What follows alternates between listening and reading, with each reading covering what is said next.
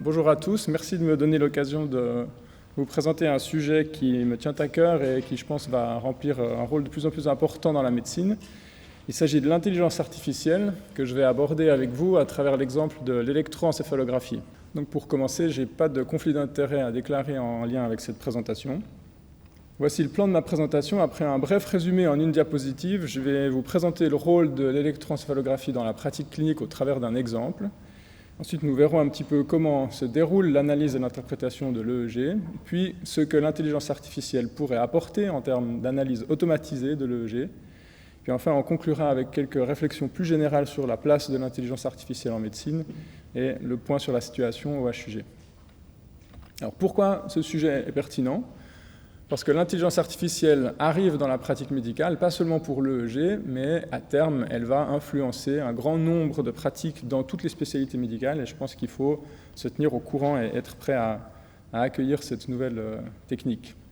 Ce qu'il faut retenir pour l'EEG, c'est que la détection automatisée de certaines anomalies EEG atteint maintenant des performances qui sont quasiment similaires à celles des experts humains.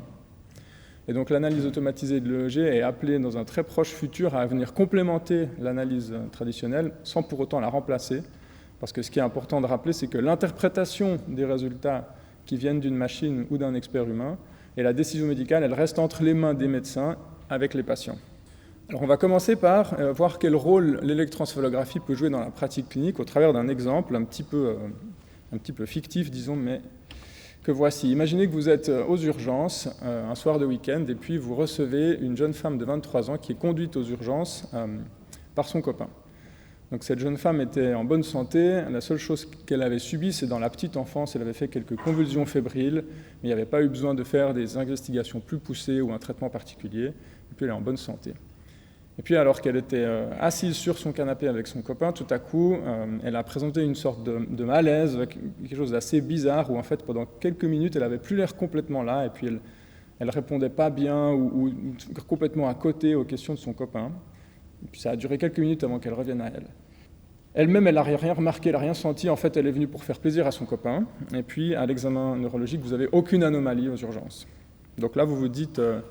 Tiens, ça me rappelle mes cours de neurologie, est-ce que cette personne aurait pu subir une crise d'épilepsie ? Et puis pour essayer d'étayer un peu votre hypothèse diagnostique, vous vous dites, je vais chercher à obtenir un biomarqueur de crise d'épilepsie. Et donc vous nous demandez un électroencéphalogramme.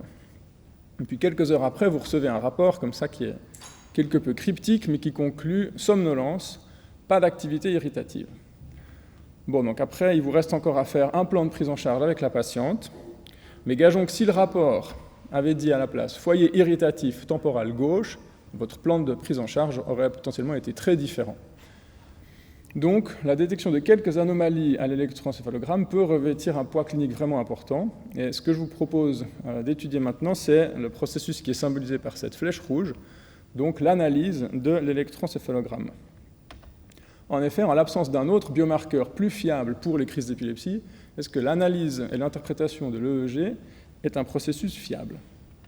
Alors pour le savoir, il faut d'abord se pencher sur comment est-ce qu'on interprète l'EEG. Là, je vous montre un des tout premiers tracés EEG de l'histoire qui a été enregistré par Hans Berger sur son fils. Et dans ce tracé, vous voyez que Berger a représenté l'activité électrique du cerveau par une série de fluctuations du potentiel électrique, représentées en fonction du temps, la ligne de base ici servant de calibration. Et puis Berger a pu décrire le fameux rythme alpha, qui est un des rythmes principaux de l'EEG chez les personnes en bonne santé qui sont réveillées. Et puis qu'en est-il aujourd'hui ? En fait, c'est exactement pareil. Ça fait 100 ans qu'on regarde des EEG, mais on les regarde toujours de la même façon. On représente les fluctuations de l'activité électrique du cerveau sous forme d'ondes, comme ça, qui se déplacent dans le temps. Là, je vous montre 20 secondes d'EEG. Donc pour un EEG standard qui va durer 20 minutes, il va falloir examiner 60 de ces écrans. Et puis pour un monitoring EEG qui dure 24 heures, il y en aura plus de 4000. Et puis dans cette masse de données, le travail de l'interprète, c'est de découvrir des petites anomalies qu'on appelle décharges épileptiformes interictales. Et la tâche est rendue encore plus difficile par le fait qu'il y a plein d'activités, qu'elles soient normales ou artefactuelles, qui finalement ressemblent énormément à ces décharges épileptiformes interictales. Donc dans ce cadre, est-ce que le rapport de l'EEG que vous recevez est fiable ? Donc il y a déjà eu beaucoup d'études qui se sont penchées sur la fiabilité de l'EEG en termes de inter-rater agreement ou concordance interjuge. Mais je vous propose de revoir une étude particulièrement bien faite qui date de l'année passée, une étude américaine dans laquelle 8 experts, et c'est important qu'ils soient américains parce que les experts américains sont formés de façon relativement lourde à la lecture de l'EEG, ils font au moins 12 mois de fellowship dans un centre spécialisé, se sont penchés sur plus de 12 000 anomalies EEG potentielles, venant d'un millier à peu près d'EEG, plus 660 morceaux d'EEG complètement normaux qui étaient pris au hasard et qui étaient rajoutés pour diluer un petit peu l'échantillon. Donc chacun des 8 experts passait en revue ces 12 000 anomalies et devait dire décharge épileptiforme interictale, pas décharge épileptiforme interictale. Là, je vous montre quelques exemples qui sont classés en fonction du nombre d'experts qui les ont estimés anormaux. Là, vous avez des petits fragments d'EEG qui ont été estimés normaux par tous les experts, 0 sur 8 avait dit que c'était anormal. Là en bas, vous avez les petits morceaux d'EEG qui ont remporté l'unanimité. Tous les experts ont interprété ça comme des décharges épileptiformes interictales. Donc comme vous pouvez vous en douter, il y a une grande variabilité dans le jugement de décharge épileptiforme interictale individuelle, comme c'est illustré dans cette image. Chaque ligne représente un des experts, et puis le code couleur pour chaque EEG représente la quantité de décharge épileptiforme interictale qu'il a relevé. Donc vous voyez qu'il y a certains experts qui sont très généreux, on va dire, dans leur jugement, d'autres qui sont au contraire beaucoup plus sévères et qui notent beaucoup moins d'anomalies épileptiformes interictales. Avec ces données, les auteurs ont construit des courbes de calibration qui permettent en fait de représenter la dispersion des jugements des experts. Donc si vous prenez par exemple cette courbe gris clair ici, vous voyez que dans 6 sur 8 cas, lorsqu'un expert avait déclaré qu'une anomalie était effectivement pathologique, il s'agissait de cet expert-ci. Donc là, on a un expert qui a tendance à surinterpréter. Tous les experts qui se trouvent en dessus de la diagonale ici surinterprètent, et à l'inverse, tous les experts qui se trouvent en dessous de la diagonale ont tendance à sous-interpréter. Par exemple, cet expert-là, lorsque ses 7 confrères avaient déjà dit « ça, c'est anormal », lui encore trouvait que c'était presque tout le temps normal. Et donc vous voyez que ce soit pour la caractérisation de chaque anomalie ou pour les EEG entiers, il y a une énorme dispersion dans la performance des experts humains.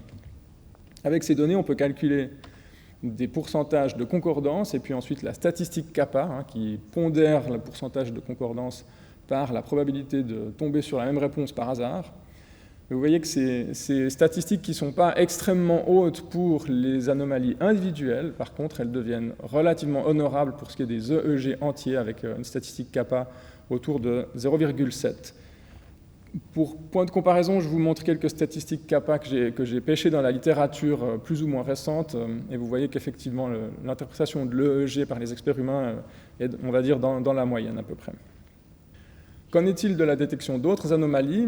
Ici, une étude qui s'est penchée sur la détection de crises épileptiques dans des EEG de soins intensifs qui sont notoirement difficiles à interpréter. Il s'agissait de nouveau de 8 experts formés aux USA qui devaient marquer le début et la fin des crises. Il y avait un corpus relativement petit de 30 segments d'EEG de 1 heure chez 20 patients, et puis on voit ici le tableau des concordances par paire d'experts, et on voit que ces concordances, même pour des éléments dont on pourrait penser qu'ils sont sans équivoque, comme des crises d'épilepsie, ces concordances restent quand même relativement modestes parfois. La statistique kappa monte à peu près à 0,6, et puis la bonne nouvelle, c'est qu'elle était meilleure chez la petite proportion des experts qui avaient subi un cours dédié à l'EEG aux soins intensifs, donc on a moyen d'intervenir pour améliorer ces statistiques kappa. Donc quoi qu'il en soit, on voit que l'interprétation de l'EEG par les experts humains, elle atteint une fiabilité qui est quand même comparable avec celle d'autres tests qu'on utilise en médecine clinique. Qu'est-ce que l'analyse automatisée de l'EEG pourrait apporter par rapport à ça? Est-ce que la performance des algorithmes est comparable avec celle des experts humains? Alors tout d'abord, j'aimerais vous dire que l'idée d'analyser l'EEG avec un ordinateur remonte à déjà plus de 40 ans. En fait, l'idée est presque aussi vieille que la démocratisation de l'informatique. Et puis déjà à l'époque, on sent que les auteurs devaient lutter contre un certain degré de scepticisme de la part des experts établis, puisqu'ils écrivaient dans l'introduction de leur article « Nous essayerons de démontrer que nos résultats sont fiables et n'induisent pas les experts en erreur comparés à l'interprétation traditionnelle ». Alors évidemment, depuis lors, la capacité de calcul des ordinateurs à notre disposition a explosé. Et puis j'aimerais passer en revue un petit peu avec vous le principe général de l'intelligence artificielle dans l'interprétation automatisée de l'EEG. Donc je vais vous parler un peu d'apprentissage machine. Je suis très loin d'être un expert dans le sujet, mais je vais essayer de vous expliquer le principe général derrière. Donc qu'est-ce qu'un apprentissage machine supervisé? Le principe, c'est que vous avez un algorithme auquel vous allez montrer des exemples de EG, certains étant normaux, d'autres anormaux. Et vous devez dire à l'algorithme, voilà, celui-ci il est normal, celui-ci est anormal. Et puis à partir de ces fragments de EG, l'algorithme va extraire des caractéristiques des signaux, par exemple l'amplitude de l'activité, la pente de cette activité, la durée d'une activité, va attribuer des valeurs seuil à ces caractéristiques, puis pondérer ces valeurs seuil pour essayer de séparer mathématiquement les anomalies des extraits normaux. Et puis ensuite, dans une troisième étape, il va vous falloir tester votre algorithme de classification en lui présentant des nouvelles activités EEG qu'il va devoir classer comme normales ou anormales. Et puis, l'interprétation par les experts servira de gold standard. Donc j'aimerais vous parler de deux algorithmes de détection automatisée de décharge épileptiforme interictale. Le premier s'appelle PERSIST. Il s'agit d'un produit commercial qui dispose d'une autorisation de mise sur le marché comme dispositif médical. Et puis vous voyez qu'il a fallu un certain nombre d'essais avant d'arriver à quelque chose de pas trop mal. Donc le principe, c'est que c'est un réseau de neurones artificiels, donc c'est une technique d'apprentissage machine qui est basée en fait de façon relativement libre sur le fonctionnement des neurones biologiques du cerveau. Et puis les caractéristiques extraites par l'algorithme étaient imposées par les programmeurs, donc c'est-à-dire c'est les programmeurs qui ont dit tu vas regarder l'amplitude, tu vas regarder la pente. Et le corpus pour entraîner l'algorithme de PERSIST consistait en 40 EEG de 24 heures, dont 35 qui comprenaient beaucoup d'anomalies, et puis 5 qui étaient jugés comme normaux. Et la performance de l'algorithme a ensuite été testée sur des nouveaux EEG hors de ce corpus et comparée à celle de 3 experts humains. Dans cette étude, il s'agissait de techniciens en EEG expérimentés qui, aux États-Unis, font une première lecture de l'EEG avant de présenter les résultats aux médecins. Et donc sur ce graphe, on a représenté la performance de l'algorithme par rapport à celle des experts. L'algorithme est représenté avec des ronds. Et puis pour chacun des 3 ronds, en fait, la performance de l'algorithme, elle est comparée à la performance d'une paire des 3 experts humains. Cette façon de faire, ça permet après de comparer aussi le 3e expert humain contre les 2 autres. Et ici, vous avez la sensibilité en ordonnée et puis le taux de faux positif en abscisse. Et ce qu'on voit, c'est que la performance de l'algorithme ne se distingue pas de celle des experts humains. Par contre, elle a l'air plus fiable, puisque les 3 points sont plus rapprochés les uns des autres. En fait, les auteurs de cette étude, qui évidemment ont un produit à vendre, sont allés assez loin. Ils sont allés jusqu'à affirmer que leur algorithme ne pouvait pas être distingué d'un expert EEG humain et qu'il avait donc passé le fameux test de Turing pour l'interprétation de l'EEG. Alors peut-être que sans aller jusque-là, il est vrai que les performances de PERSIST dans sa version 13 sont pour la première fois quelque chose qui commence à devenir utile en pratique clinique. Est-ce qu'on pourrait faire encore mieux? Donc ça, c'est ce à quoi se sont attaqués les auteurs de la même étude que je vous ai montré avant, où ils avaient testé les 8 experts. En fait, ils ont utilisé le gros travail de classification que justement leurs 8 experts avaient réalisé sur ce corpus de 1000 EEG. Et puis, ils ont utilisé ce corpus pour entraîner un système d'apprentissage machine un tout petit peu différent qui s'appelle un réseau de neurones convolutifs. Et puis, le but de ce réseau de neurones, c'était que la performance devait approcher celle des 8 experts. Donc, il devait dire, je suis complètement sûr que c'est une pointe onde. Quand les 8 experts avaient dit c'est une pointe onde, je suis complètement sûr que ça n'en est pas une quand les 8 experts avaient dit que ça n'en était pas une. Et puis d'avoir en fait des réponses gradées, donc d'être à peu près à 50% de performance quand 4 sur 8 experts avaient décidé que c'était pathologique. Et puis pour diluer cet échantillon de EEG qui était fortement pathologique, les auteurs ont encore ajouté 8000 et quelques EEG de contrôle. Et puis ils ont représenté la performance de leur algorithme grâce à ces fameuses courbes de calibration dont je vous ai parlé tout à l'heure. Donc rappelez-vous que plus vous vous approchez du consensus des experts, plus vous suivez la diagonale. Et puis vous voyez que SpikeNet, effectivement, performe mieux que les experts humains pour ce qui est des décharges épileptiformes interictales isolées, aussi bien que pour ce qui est des EEG entiers. Et puis au passage, ils se sont amusés à comparer la performance de leur algorithme avec celle de PERSIST, et on voit que le leur est effectivement légèrement supérieur. Donc l'analyse automatisée de l'EEG, elle commence à apporter des promesses qui sont tangibles, des promesses de performance qui est quasiment équivalente à celle des experts humains, à la fois en termes de sensibilité, mais aussi de spécificité, donc le taux de faux positif étant très comparable à celui des experts humains. Par contre, il y a aussi des limitations qui sont encore très importantes à ce stade, c'est que même avec 1000 EEG, le jeu de données d'entraînement et le jeu de données sur lesquels sont testés ces algorithmes sont toujours limités parce que c'est un travail énorme que de constituer ces corpus. Jusqu'à maintenant, les algorithmes sont généralement très forts pour détecter un type d'anomalie, mais sont rarement capables de détecter toute la variété de la sémiologie EEG. Et puis peut-être le plus important, c'est que, en tout cas jusqu'ici, aucune de ces études sur l'analyse automatisée de l'EEG s'est penchée sur la question des outcomes qui sont vraiment pertinents pour les patients, comme la rapidité avec laquelle le diagnostic correct est établi, ou éventuellement même le pronostic sur la survenue future des crises épileptiques. Un petit mot sur l'architecture de ces réseaux de neurones. On pourrait se dire, ils sont tellement performants que peut-être on pourrait ouvrir ce réseau de neurones, on pourrait le disséquer, et puis on pourrait voir ce qu'ils regardent dans l'EEG, et puis on pourrait devenir meilleur dans l'interprétation des EEG grâce à l'étude du réseau de neurones. Alors, le problème par rapport à ça, c'est que l'architecture des réseaux est devenue tellement complexe que c'est quasiment illusoire de l'ouvrir et de trouver à quel point le neurone fait mieux que nous. Là, vous avez l'EEG qui rentre dans la machine, si on veut bien, et puis à la toute fin de tous ces blocs de traitement, vous avez une décision binaire, anormale ou pas, qui sort. Et puis, chacun de ces blocs représente une série d'opérations mathématiques qui finit par y en avoir des centaines et des centaines. Au cours du processus d'apprentissage, tous les poids de ces opérations mathématiques sont réglés. Et en fait, l'abstraction atteinte par le réseau de neurones est telle qu'on ne peut plus en fait, s'en servir pour dire voilà, c'est comme ça qu'il faudrait lire l'EEG. On est un petit peu obligé de faire confiance à la sortie binaire du programme. Et on n'échappe pas complètement à un sentiment un peu de boîte noire, hein, comme ça peut être le cas dans le fameux Bispectral Index, qui est cette technique de monitorage de la profondeur la profondeur de l'anesthésie générale qui transforme un signal EEG en un chiffre de 0 à 100, avec un algorithme qui est complètement propriétaire et du coup qu'on ne connaît pas.